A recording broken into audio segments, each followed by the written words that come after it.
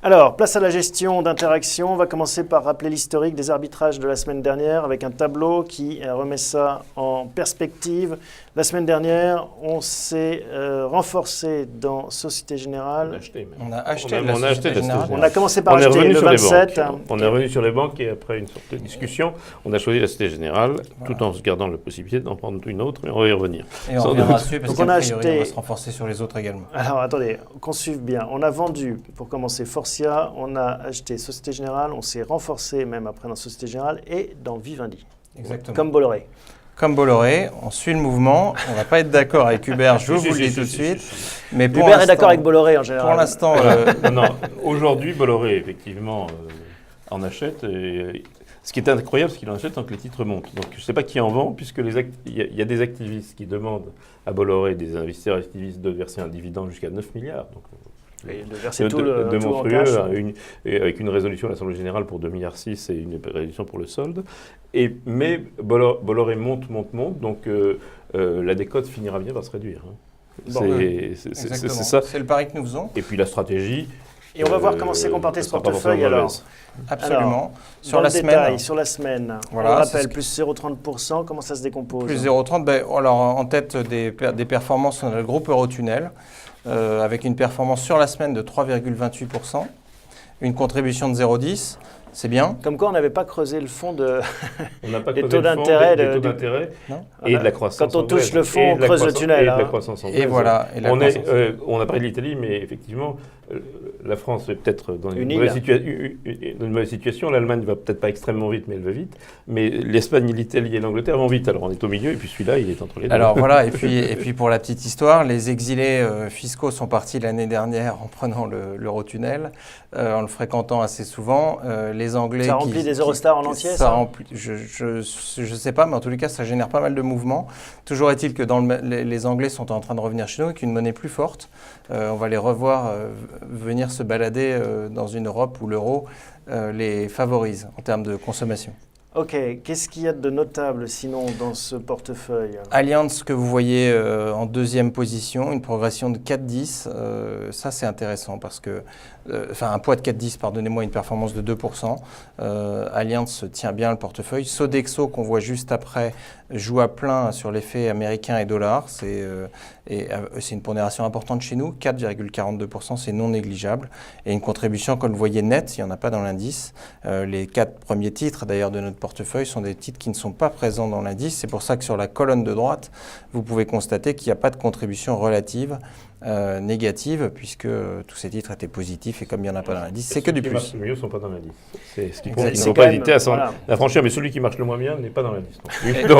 Alors voilà, et on va en parler tout de suite. On va en parler tout de suite. Qui joue au yo-yo, parce qu'on était bien remonté avec Neopost, là ça redégringole. Pourquoi ? Oui, parce que Neopost a annoncé une restructuration en profondeur qu'on connaissait déjà. Donc là, elle est confirmée, c'est intéressant. Ça va probablement peser sur ses marges et les marchés financiers n'aiment pas qu'on... Bon, est-ce qu'il n'est pas temps de virer Neopost ? Ça serait dommage. Moi, je ne suis pas un fanatique de Neopost parce que c'est le métier compliqué à comprendre et c'est une mutation. C'est une mutation. Le virage digital est en cours. Et c'est pas la semaine où ils annoncent effectivement des marges plus faibles, sensiblement plus faibles, mais également un investissement, une co-entreprise, comme on dit, avec Esker dans le domaine des envois sécurisés, etc. C'est probablement pas le moment de les lâcher. Ce qui est vrai, c'est qu'on attendait quand même que l'effet dollar compense l'effet restructuration. Et l'effet restructuration n'est pas complètement compensé par l'effet dollar. Comme je vous l'ai dit tout à l'heure, l'effet dollar ne joue pas encore à plein sur les comptes des entreprises. Ce sera probablement une autre bonne surprise un petit peu plus loin. Oui. Et c'est la raison pour laquelle on la garde. C'est pas le moment de le lâcher, ça c'est mon opinion. On s'accroche donc à Neopost. On s'accroche à Neopost, sachant que... on n'est pas surexposé en valeur de taille moyenne, donc oui. On a celle-là. Enfin bon, il faut en avoir plusieurs et elle ne monte pas tout le temps, celle-là. Absolument. Les autres non plus.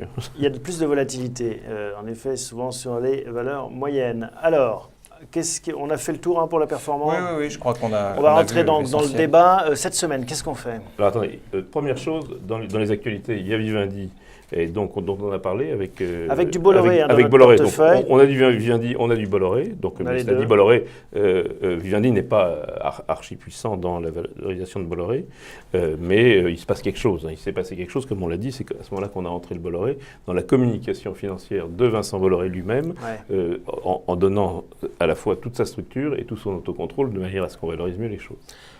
Ça veut dire quoi? Où est-ce qu'on va avec Vivendi? Vous avez une idée vous arrivez non, à lire? mais c'est impossible de lire.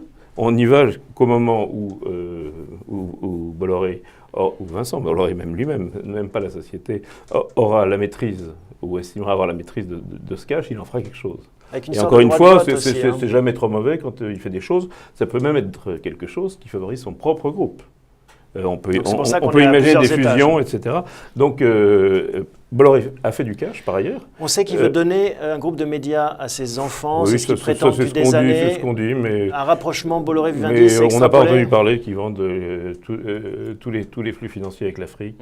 On n'a pas entendu parler qu'ils renonçaient aux batteries. Donc, c'est une manière de bien présenter les choses. Il n'est pas mauvais en communication, c'est vrai, lui-même, sans aller jusque ses enfants. Alors, il vend du Havas. Il le place bien, finalement. Il faut dire que c'est le moment où on reviendra, où ce secteur va bien, et il achète du cash, avec des cotes.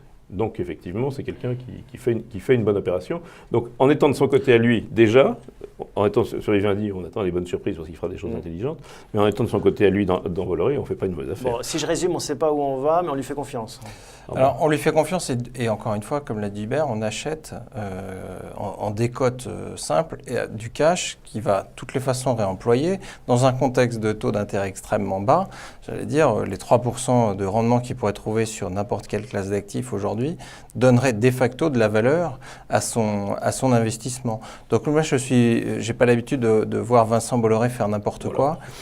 Il prend une position importante dans ce groupe qu'il veut diriger, orienter.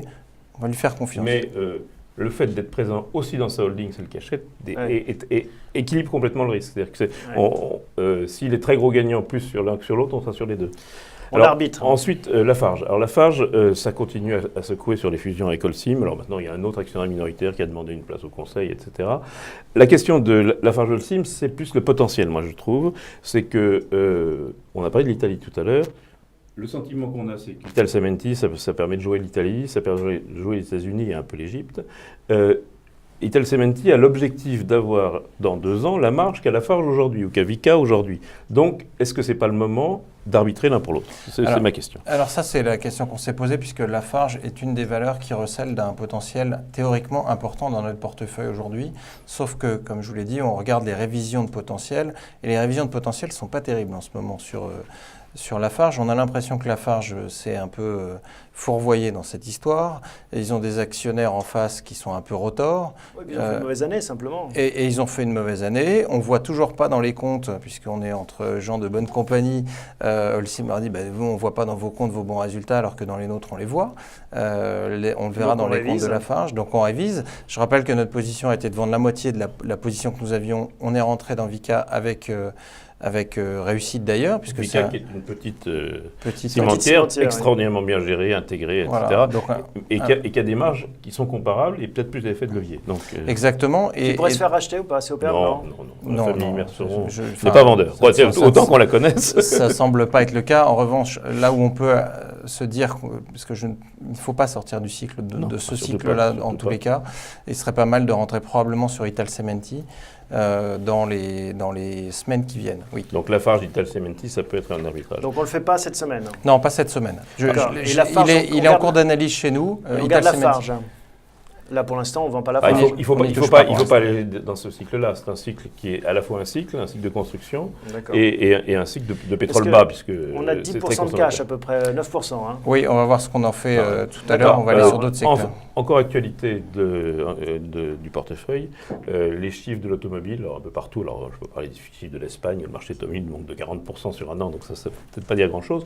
Mais en France, presque 7% depuis le début de l'année, 9,3% en mars, avec Peugeot et Renault qui font aux alentours de 8% chacun. Ça va vite, ça va vite. Il y a plus de levier, évidemment, sur Peugeot que sur Renault. Donc, je reviens sur ce que j'ai dit la semaine dernière. Mon sentiment, c'est que elles ne sont pas plus risquées l'une que l'autre, mais que Peugeot peut monter 50% plus vite que Peugeot. Voilà, pour l'instant, on a du Renault en portefeuille, que Renault, je veux dire. Peugeot. Donc voilà, la question c'est est-ce que c'est du cycle, hein. Est-ce qu'il faut arbitrer l'un pour l'autre? Est-ce que dans le cash, on peut l'épuiser, puisqu'on a un peu allégé l'automobile en vendant du Faurecia la semaine dernière. Exactement, on a vendu Faurecia et il serait probablement opportun. Ce qui me gêne depuis, je l'ai toujours dit sur Peugeot, c'est qu'on visiblement n'aura pas de dividendes pendant un petit moment, bon, ce qui est à peu près normal compte tenu du contexte qu'a connu l'entreprise. Reste à prouver maintenant que M. Tavares, en l'occurrence, a réussi à redresser cette entreprise. Ça semble vraiment être le cas. Les accords avec Dongfeng vont à mon avis, produire quelques intérêts dans les mois qui viennent. Donc on peut peut-être jouer ça. Elle a déjà progressé de 50%, mais il faut voir d'où elle part. Oui, c'est toujours la même chose. Ça vaut combien, 5 milliards encore? Ça vaut un petit peu plus, je crois. Un peu plus, mais quand bien même, on vient de très loin. Et vu la réussite des sorties récentes sur les véhicules, vu le nouveau conducteur, donc Carlos Tavares. Voilà, vu le nouveau conducteur, je pense qu'on va pouvoir prendre une position probablement d'1% Peugeot. Donc on achète Peugeot 1%. Oui. D'accord. Donc voilà un premier arbitrage, 1% de Peugeot. Fin de l'actualité du portefeuille. La guerre Juste une question, pardon, je vous coupe, mais pourquoi rester dans les automobiles françaises? Pourquoi pas aller Il y a d'autres constructeurs en Europe. Je pense que le potentiel de Peugeot est plus élevé que celui de Volkswagen. Il y a plus de rattrapage. Que BMW aussi. Et que celui de BMW. Ils ont mangé leur pain blanc. Hein. C'est-à-dire que effectivement, c'est plus amusant de jouer les restructurations. Et que Fiat, parce qu'on parlait de l'Italie. Alors Fiat, c'est plus compliqué. Hein. Bon. C'est un dossier très compliqué. Ok, Fiat. je referme la parenthèse, on reste sur Peugeot. Donc, juste sur l'actualité du portefeuille, est-ce que c'est un début de guerre dans les télécoms? On s'y attendait. Hein. Numérica rachète SFR, c'est pas pour continuer à faire comme SFR faisait avant-hier. Donc, lancement de tarifs qui ont tapé essentiellement sur la valorisation de Free. Mais je repose toujours la question que je pose depuis un petit moment, c'est est-ce que l'histoire des télécoms, on en a beaucoup, et pas derrière nous. Et donc, est-ce qu'il ne faut pas, par exemple, arrêter Orange pour se concentrer sur Telefonica ou KPN, etc. Alors, KPN, depuis qu'on l'a acheté, se porte plutôt bien. Ah non, mais même Orange est une très bonne performance depuis qu'on l'a acheté. Oui, bien sûr. Mais après, il y a un moment il y a probablement moins de potentiel sur Orange au moment où on parle, malgré le programme 2020 annoncé par Stéphane Richard, qui est quand même assez ambitieux. Oui. Et pour l'instant, Stéphane Richard, il est suivi par ses équipes, ce qui n'était pas le cas, je le rappelle, auparavant. Il a réussi à mettre les hommes en marche chez Orange, et Dieu sait si ça s'est fait de temps en temps au prix de choses très dures. Donc moi, je continue de faire confiance. Alors peut-être pourrions-nous baisser d'1%. On a presque 10% voilà. de télécom. Qu'on ait beaucoup de télécom, c'est une chose, mais qu'à l'intérieur des télécoms, on arbitre peut-être vendre 1% d'Orange et acheter 1% de KPN. On a beaucoup de KPN déjà. Hein. Oui, mais... Encore une fois, je pense que ça va délivrer à partir de maintenant. Mais moi, je pense que c'est un peu trop conservateur dans le marché d'aujourd'hui. Mais bon. Donc, on ne s'expose pas plus. On ne s'expose pas moins, mais on ne s'expose pas plus. En fait, ce que vous dites, c'est que on a mangé son pain blanc. Est-ce que c'est une vraie protection? Parce que la hausse des télécoms l'année dernière, ce n'était pas seulement de la protection, c'était les paris industriels et notamment le pari management de Richard qui a été magnifique. Donc, en le jouant sur Telefonica et sur KPN, on joue un peu la même chose. Différemment, mais sur un marché où il y a un risque de guerre des prix qu'il n'y avait pas parce que tout le monde se restructurait et que ce n'était pas le moment de faire le pitre. Bon, donc on vend 1% d'Orange, on rachète 1% du KPN. 1% de KPN, donc on reste au même niveau de télécom dans les portefeuilles, mais on fait un petit arbitrage d'Orange vers le pays Orange, les Pays-Bas. Alors, what else? Alors, bon, c'est la question qu'on se pose tous, 20% de hausse, ça ne va pas continuer sur le même rythme. Hein. Pourquoi pas? On a la BCE qui continue à arroser, on a le dollar La bourse américaine a monté pendant 6 ans, mais ça n'a pas monté tous les jours ou tous les mois. Donc, de 7%. sell in May, non, pas forcément, mais plus ça tourne. On voit que les gens, le marché n'a pas envie de baisser. Toutes les baisses de 1%, le lendemain, on les récupère, on récupère plutôt 1,2 que 1%. Donc on a un marché qui est très solide, lié bien entendu aux injections monétaires, et quand même au cycle, hein, on l'a quand même dit. Donc la rotation des portefeuilles, c'est une question qui se pose, et donc je repose la question sur les télécoms et la question sur les concessions de services publics, de services aux collectivités. Vous aimeriez sortir Veolia, hein? Oui, ça fait longtemps que j'aime. C'est pas Veolia, c'est bien géré. Hein. Il y a un vrai pari industriel, mais ça me semble être pas dans le cycle aujourd'hui, alors qu'il y a des choses à faire. Voilà. Alors, On ne touchera pas à la Veolia. parole est à la défense. On ne touchera pas, ou à l'attaque, comme on veut. Oui, comme on veut. On ne touchera pas à Veolia pour l'instant. On n'a pas fait paraître tout à l'heure un graphique que j'ai oublié d'ailleurs, qui est celui de la météo, où on est toujours en mode 3. Je rappelle qu'un mode 3... Mais bon, on le connaît par cœur. Ben oui, vous le connaissez par cœur. Oui, On peut le voir, on peut le voir. Bien qu'en mode 3, Pour faire plaisir à Thomas. Veolia, c'est un pari de baisse des taux. Et la baisse des taux, elle est au bout quand même. Et vous verrez qu'il y aura probablement des bonnes surprises sur les commandes auprès de Veolia, de mon point de vue. On garde Veolia. Voilà. Qu'est-ce que vous aimeriez profiler Alors moi, différemment? je redis les agences de publicité. Donc cette année, on a appris que l'estimation, c'est 4,5% de hausse du chiffre d'affaires en dollars du marché publicitaire mondial. Et donc je pense que Publicis cumule le dollar, où il y a des marges, et la restructuration dans une société de points morts. C'est-à-dire le numérique, un peu d'émergent aussi. Et beaucoup d'Amérique, surtout beaucoup d'Amérique. Et donc, c'est très compliqué, parce que ce secteur-là, c'est un secteur qui va extrêmement vite. On le voit avec TF1 depuis le début de l'année, qui monte très vite, des choses qu'on aurait du mal à acheter.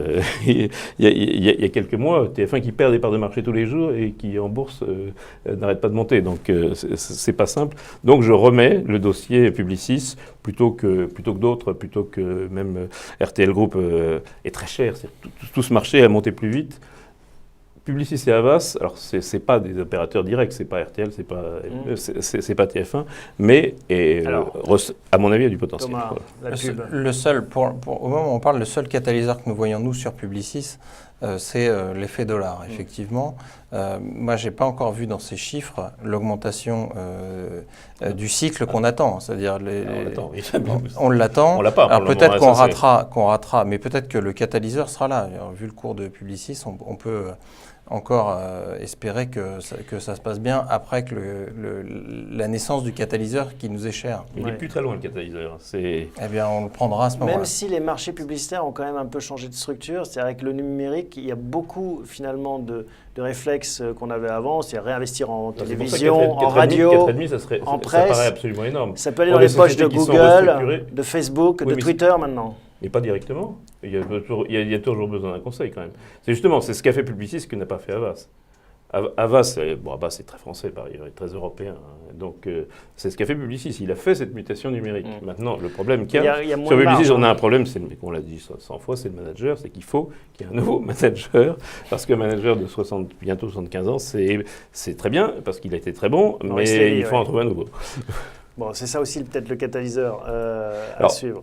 Autre question que je pose, alors on a du Nexity, mais on est quand même très absent de l'immobilier depuis qu'on a vendu avec un très large profit Unibail. Donc Clépierre, il y a Clépierre, il y a ICAD. On a du Unibail encore. Oui, on a encore un peu. Clépierre, on a 4,5% de rendement, donc sensiblement plus qu'Unibail. ICAD, on a 5,1% de rendement. Ils n'ont pas de problème de remplissage. Le bureau repart après que les entrepôts soient repartis. C'est dommage de ne pas être présent dans ce secteur qui donne du rendement. Voilà. Alors moi, j'aime pas beaucoup, j'aime pas beaucoup. Je trouve que Clépierre, qui est quand même le numéro 2, c'est le pouli-d'or du secteur à chaque fois, a plutôt des emplacements de deuxième catégorie, là où Unibail est un peu le roi du pétrole à tout point de vue, et dans la gestion des centres commerciaux, et dans les signatures, qui sont quand même remarquables. Donc chez pourquoi Clépierre, acheter du pouli-d'or alors qu'on peut avoir du Merck? C'est ça un peu le... on en a déjà. On a joué deux choses, je le rappelle, sur Unibail, la baisse des taux d'une part, et la qualité de la gestion de l'entreprise. Sur Clépierre, on n'est pas encore dans la même qualité de gestion. La baisse des taux... mais moins de 2% en immobilier, ça me paraît faible pour le portefeuille. Je le retiens, Hubert. non, mais au jour d'aujourd'hui, c'est faible. C'est possible. Mais c'est un paradoxe, ça, pour ceux qui nous regardent, de se dire que l'immobilier, c'est pas défensif, normalement? Non, c'est pas défensif. Ça a plus de rendement que les obligations, ça va monter. Il y a un effet marché. Il y a un effet marché. Le marché de l'immobilier ne baisse pas. Il y a trop. Oui, non, l'immobilier de bureau. Je parle de l'immobilier d'entreprise. L'immobilier commercial. Commercial. On a un effet de rendement puisque les rendements sont liés au commerce. Donc on a il y a au moins trois raisons pour que ça monte. 3 raisons, 3 moteurs, mais Trois moteurs pour que ça monte. vous trouvez qu'on n'a pas assez d'immobilier de commerce? On n'en a pas, mais du commercial. L'immobilier tout court, parce que bon, on a l'Unibail, ça a tellement monté que c'était normal d'en vendre. Hein. C'est pas. Bon, on bouge pas sur l'immobilier, Thomas? Pas pour l'instant. Adjugé, vendu. What else? Alors what else? Bon, je reviens sur les valeurs moyennes et petites qui vont prendre le relais, qui n'ont pas fait mieux que le marché depuis le début de l'année, oui, et qui vont prendre le relais. Alors, il faut s'arrêter là-dessus. Parce qu'on est en mode 3. On est en mode 3. Oui, voilà, mais c'est la pourquoi? réponse. Mais derrière, ça veut dire quoi? Parce qu'au-delà du mode, ça veut dire quoi? Pourquoi est-ce qu'en fait, on est prudent, en tout cas, en tant C'est que pas gérant? besoin de la prudence. Parce que personnellement, je pense que les valeurs, plus elles sont larges et plus le risque de liquidité est fort. Donc je vois C'est sur la volatilité. Je ne pense pas le contraire. C'est pas une question de risque. La problématique qu'on a, c'est que quand on commence dans ce fameux mode 3, qui est une détermination statistique, on sait que les small cap et les mid cap, en cas de correction violente, corrigent dans des proportions extrêmement importantes. C'est-à-dire que l'espérance de gain est à peu près égale à l'espérance de perte, voire une espérance de perte supérieure. On sait que dans les les grandes valeurs qu'on a en portefeuille, certes, on peut avoir, par un phénomène de liquidité que décrivait Hubert, une correction importante, mais en règle générale, elles reviennent très vite dans l'axe. Donc il faut faire attention à nos small et nos mid cap. Il est probable que dans la deuxième jambe de hausse dont je parle depuis quelques temps maintenant, on puisse se positionner. Moi, je voudrais aussi rappeler 2-3 choses. Il ne faut pas non plus qu'on passe notre temps à tourner comme des hélicoptères sur ce portefeuille, parce que c'est le risque à se voir toutes les semaines, à se dire et on rentre quoi, on sort quoi. Non, il va falloir juste de temps en temps se poser et attendre que ça délivre. On a les révisions en ce moment à la hausse.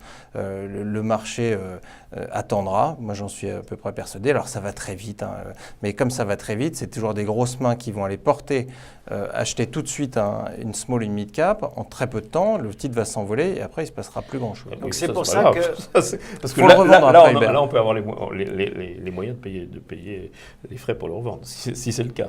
Après, il faut pouvoir le revendre aussi facilement qu'on l'a acheté, ce qui est généralement la deuxième phase. Il n'empêche que sur le long terme, on connaît bien, les petites valeurs font beaucoup mieux que les grandes, etc. Donc c'est vrai que ponctuellement, les chocs sont plus forts, peuvent être plus forts, mais pas forcément dans des marchés tels qu'ils sont drivés aujourd'hui, à mon avis. Donc je remets sur le tapis une valeur dont j'ai longuement parlé et plusieurs fois, qui est Chargeur, où même nos amis d'Alpha Value, dont nous regardons tous, dit on est surpris, c'est à pas de géant, les résultats sont là. Hein, sont là, il y a tout, il y a un effet dollar, il y a un effet consommation, il y a un effet baisse des taux. Donc là, c'est vraiment une valeur sur laquelle on peut avoir... Alors c'est bien une petite valeur, on a un potentiel de 80 ou 100%, hein, c'est pas, mais ça me paraît, le risque me paraît derrière. Sur Chargeur, on a un potentiel de 50% aujourd'hui, pas de 80 ou 100. Donc il faut que l'objectif, c'est possible, mais il faut, moi je raisonne avec l'objectif du jour, pas avec un truc hypothétique. Donc on est bien contraint, nous en tous les cas, par sagesse du gérant, de faire attention à ces mouvements extrêmement violents sur les titres. On alloue une poche small et mid cap dans le portefeuille aujourd'hui. On va probablement la renforcer, notamment eu égard à tout ce que je viens de vous dire, sur la partie deuxième jambe de hausse. Je pense que ce n'est pas la peine de se précipiter. On a du cash, c'est vrai. On a 9% de cash au moment où nous parlons. Qui pourrait permettre de profiter de trous d'air. On va y venir, il y a autre chose. Il y a les banques. Alors les banques, on va dire les banques, c'est ce qu'on fait quand on ne sait pas quoi faire autre chose. C'est pas tout à fait vrai, et il se passe quelque chose, et notamment, je reviens sur l'Italie. Donc à la fois les banques et l'Italie, on sait qu'on a des banques françaises qui sont très investies en Italie, qui sont la première et la deuxième, qui sont la BNP et le Crédit Agricole. Donc est-ce qu'on n'a pas, un double effet pour y aller? Aujourd'hui, on a rentré de la Société Générale, qui présentait le potentiel le plus important pour nous et qui nous semblait être une façon de rentrer dans le marché bancaire dont on était absent depuis un petit moment. Et c'est d'ailleurs ce même marché qui, depuis un mois, nourrit la hausse, en partie la hausse du marché. Il a fait 0 et puis il a fait ses 10% de hausse quasiment en un mois. Exactement. Après, donc, un peu moins que 0. Et on est même à 22 ou 23% de hausse, si je ne m'abuse, sur Crédit Agricole et Société Générale. Donc celle qui nous semble être un moyen d'entrée, y compris en Italie, c'est probablement la BNP, dont on va aussi constituer une ligne avec les liquidités dont on dispose. On a émis 1% de Société Générale, je pense qu'on va monter à 2, et on va monter assez rapidement à 2 de BNP également. Donc on se renforce dans Société Générale, on achète du BNP. Alors que je reviens sur le Crédit Agricole, qui est une affaire de restructuration, là, pour le coup. Alors que la Société Générale BNP... Mais est-ce qu'on sait déjà quel est le plan du nouveau patron du Crédit Agricole? Bah, de toute façon, oui, c'est de faire de l'argent, parce que non, mais ça appartient aux propriétaires, c'est fini. Le Crédit Agricole n'appartient plus à ses managers. Mais on sait pas encore et donc, par quoi ça va on a une passer. boîte qui va être gérée pour faire du fric, ce qui n'est pas le cas de la Générale qui est gérée pour faire des écarts de cours, même si le terme hedge fund est un peu excessif. Et puis la BNP, c'est un paquebot, donc c'est un peu différent. Mais c'est un paquebot très investi en Italie, et donc c'est là où je rejoins vraiment ce concept. Sur Crédit Agricole, Thomas? Moi, le Crédit Agricole, j'attends de voir le patron en place. Les baronnies dans cette banque, ça a été un obstacle. Ça a servi pendant des années le Crédit Agricole, pardonnez-moi. Puis, ça a été le temps du grand n'importe quoi avec la banque d'investissement qui a plombé. On est revenu aux fondamentaux, mais il a fallu remettre un patron là-dedans. Et j'attends de voir. Un patron qui est un baron, justement. Qui est un baron, certes, mais qui a enfin l'esprit du Crédit Agricole, c'est-à-dire on est implanté localement et on ne s'amuse pas à aller faire des écarts de cours, comme le disait justement Hubert, sur des trucs qu'on ne connaît pas du tout. Est-ce qu'il y a d'autres choses? On va peut-être se calmer. Non, en termes de banque, je reviens sur ce que j'ai dit. Je pense qu'il manque de la santé et je pense qu'on pourrait être plus investi en consommation. Mais c'est pas simple. C'est pas simple. Je regardais Asos. Je regardais Asos. Asos, c'est une boîte magnifique. Tout le monde connaît cette boîte qui est le succès Internet de l'habillement. La seule chose, c'est qu'on en est à 30 fois 2020. Alors c'est en Angleterre, donc il y a tout. Donc les stars de la consommation ne sont pas faciles à attraper. C'est ça que... mais on est un peu sous-investi en conso et un peu sous-investi en santé. C'est ça mon c'est sur ce constat qu'on va se quitter. En tout cas, on a attrapé cette semaine du Peugeot, 1%. On a attrapé du KPN, 1%, suite à une réduction de Orange de 1%. On a réduit la ligne d'Orange. On renforce Société Générale, on passe à 2%. Et BNP, on en prend 2%. Voilà, j'ai tout dit. L'essentiel. L'essentiel. Suite au prochain numéro. Merci messieurs. On se retrouve la semaine prochaine, même endroit, même heure.